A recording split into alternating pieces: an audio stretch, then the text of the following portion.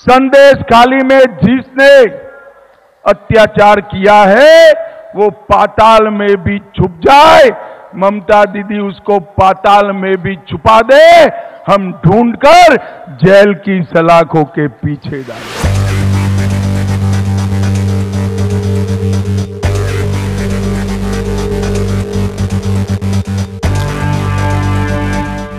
সন্দেশখালী নিয়ে খেলা ঘোরাবার চেষ্টা করছেন মমতা বন্দ্যোপাধ্যায় ও অভিষেক বন্দ্যোপাধ্যায়।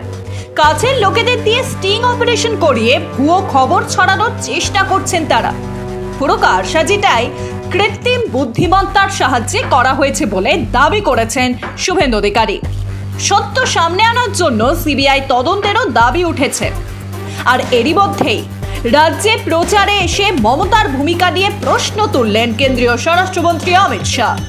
তার সাফ কথা, এতদিন ধরে সন্দেশখালীতে যেসব নেতারা মহিলাদের উপর নির্যাতন করেছিল তাদের গ্রেফতার করেনি কেন প্রশাসন?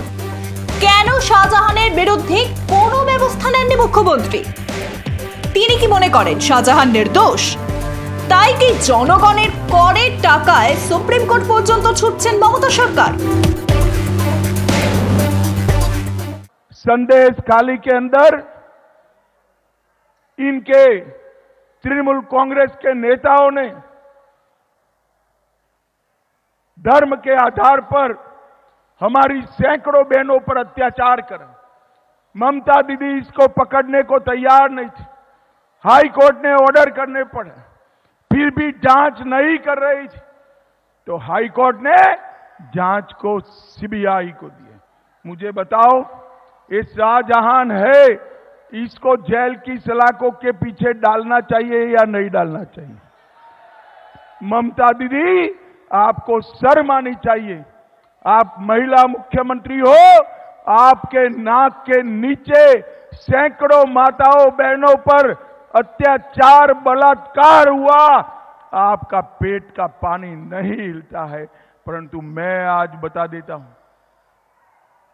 संदेशखाली में जिसने अत्याचार किया है वो पाताल में भी छुप जाए, ममता दीदी उसको पाताल में भी छुपा दे, हम ढूंढकर जेल की सलाखों के पीछे डालें।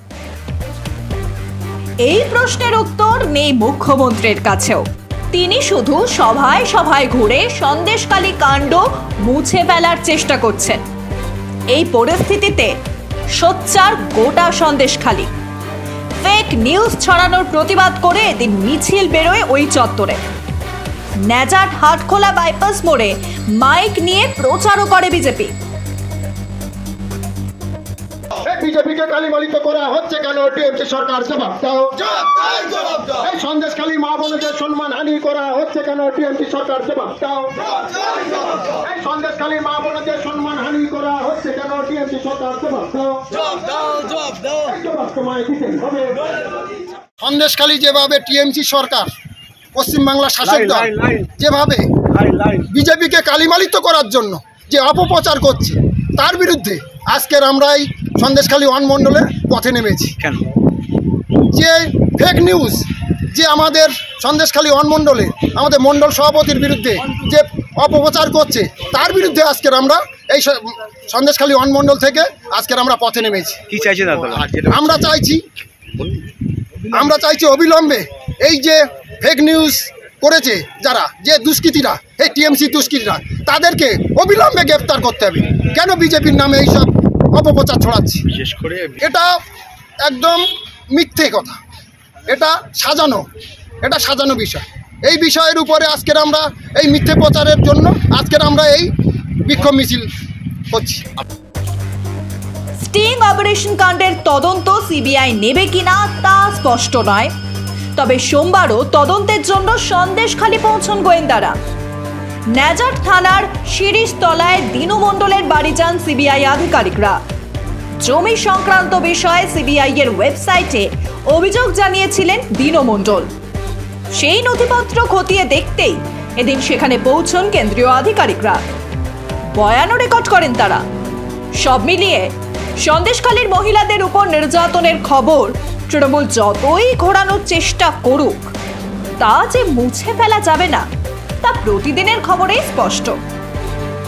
ব্যুরো রিপোর্ট, মাধ্যম।